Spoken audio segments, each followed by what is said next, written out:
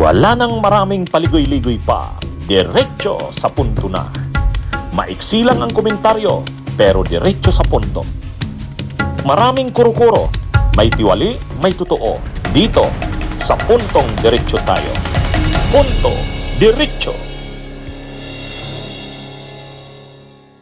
Mga kabunyog, mga kababayan, parang parang bata si Robin Hood Padilla. Ha? Parang bata na kung parang malapit nang umiyak doon sa speech niya kanina sa Senado. Ha? Ang issue niya, naghihinanakit daw siya kasi hindi man lang daw siya tinutulungan ng liderato ng Senado. Ha? Dati daw yung issue sa marijuana, agad-agad nag-release daw ng statement ang Sergeant at Arms. Pero ngayon daw, wala man daw statement ng Sergeant at Arms na nagtatanggol sa kanya. Para daw sinisiraan pa siya. Ang tinutukoy ni Robin yung finger pointing niya. Habang kasing habang umaawit ng national anthem diyan sa Senado, naka-point yung finger niya. Siyempre malabo yung pagkakakuha ng pictures o ng video. Akala middle finger yung ginagamit niya. Siyempre mastus yun. Yung pala hindi naman. At pinaliwanag ni Robin na sa kanilang relihiyon sa Islam, expression yun ng kanilang pananampalataya. Ang problema, may mga kumalat na negative na reaction sa social media. Pero hindi naman kailangan maging masyado ng ganyan ang reaksyon ni Robin. Uwi naman si Robin. Makapagpahayag ka lang, kahit isang statement mo lang, i-release mo ng statement mo, ilinaw mo. Sorry pasensya na, pero hindi po, mali po yung pagkakakuha sa ginawa ko. Yun po ay ganito, ganun. Okay na yun. Nagkamali yung pero ang sinasabi kasi, parang ini-insinuate kasi ni Robin, sinisiraan pa daw siya. Sinong sumisira sa kanya? Liderato ng Senado. Parang dinadamay niya yung mga issue ngayon sa loob ng liderato ng Senado. Parang dinadamay na ginagamit yun na issue laban sa kanila sa minorya. So, ang layo naman. Hindi naman bababa sa ganung level sila Tito Soto, sila Lacson at sila Risa Hontiveros. At saka, at maghihinanakit siya na hindi siya pinagtatanggol ng Senado. Napakaliit naman na issue no?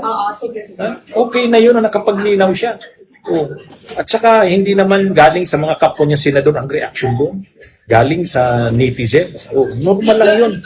Kasi sikat siya na tao, artista siya, at the same time, public figure. Talagang magiging laman siya ng mga ganon. Huwag siyang masyadong onion skin, masyadong pusong. Tapos ang hamon pa ni Robin, mag-resign kung kailangan daw na mag-resign siya, sabihan daw siya mag-resign. Magre-resign siya. Dahil daw sa kanya, napakahalaga ng kanyang pananampalataya. Jesus naman, Robin. Masyado ka namang uli. Masyado ka namang madrama, Robin Padilla.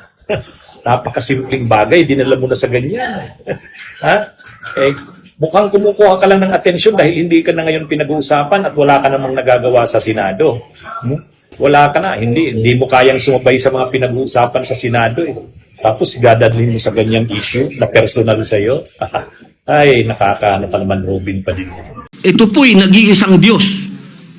Dito po nakasalalay ang aming pananampalataya. Handa po kaming magpakamatay para dito. Sana po wag pong gamitin ito para siraan ako. Dahil sinasabi ko po, mahal na tagapangulo, kung gusto niyo akong mag-resign, ngayon na, kung gusto ninyo. Huwag niyo akong siraan. Meron pong naglabas na isang journalist ito, isang istasyon, na sinasabi na ako daw po ay nagngat-ngat dito sa loob ng Senado. Ito po ay ano po yung middle finger po. Habang tayo daw po ay nagsasagawa ng lupang hinirang, nagpa-flag ceremony, ako daw po ay nagngat-ngat. At ito po ay naging malaking issue. Ako po ay nagtataka, Ginoong Tagapangulo, sapagkat noong pong dati, na binigyan ako ng issue na isang chismis naglabas po kaagad ang ating Sergeant of Arms ng report at binigay niya po kaagad sa media. Ito po, wala pong kahit na sino ang nagpapaliwanag na hindi ko po ginawa. Ang tanong ko po, meron po ba tayong tinititigan sa tinitingnan dito?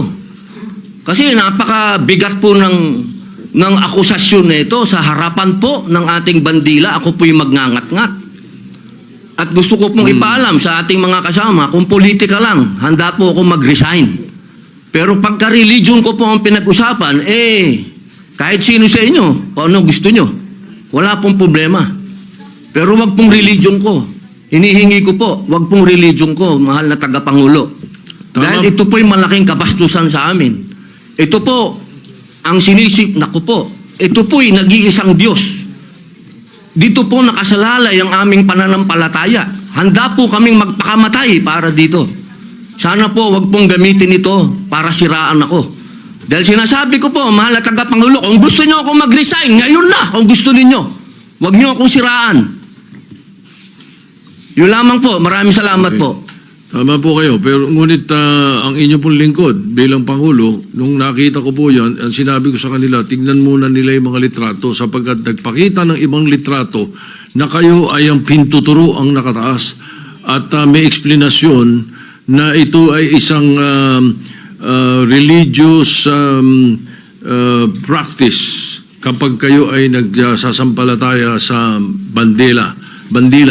Baka lang hindi nakarating sa inyo yung explanation na sinabi ko. Kaya ipagpatawad nyo na kung ang Sergeant at Arms, so ang mga journalist natin ay hindi nila napansin yan. Ngunit ako mismo, nung tinanong nila, sinabi ko na tingnan nila. Merong mga pinakitang litrato ninyo sa kabilang side na malinaw na hintuturo ang inyong pinapakita. Kaya patawarin nyo na silang ng mga nagkamali. At medyo natanga ang pananaw. Opo, mainam po sana maglabas din po ng formal na investigasyon at formal na pahayag ang Senado patungkol po dito. Kasi, Ginoong Pangulo, yung lumabas pong mga, meron pang parang dinoktor pa eh. Meron pong, malabo yung isang litrato eh. Meron pong nilabas sa apology ang Rappler. Opo. Sa inyo. Opo. Na ito ay mali ang pagkakasabi nila na kayo ay merong ginawang tawag niyo po, ingat-ngat. Opo. Alam niyo po, Ginoong Pangulo. Humingi ng tawad sa inyo. Ayan Opo, pero napakainam po kung manggagaling po sa Senado sapagkat marami naman pong kamera dito ang magsasabi na hindi ko po ginawa yan. Hindi ko po magagawa yan. Tama. Napakalaking pambabastos po niyan. Hindi ko po magagawa, Ginoong Pangulo. Bunyog, halikan na kasama ka. Bunyog, kapag buklod ay may pag-asa. Luzon, Visayas, Mindanao, isa ang pananaw. Sa bagong Pilipinas ang bunyog isisigaw. Bunyog.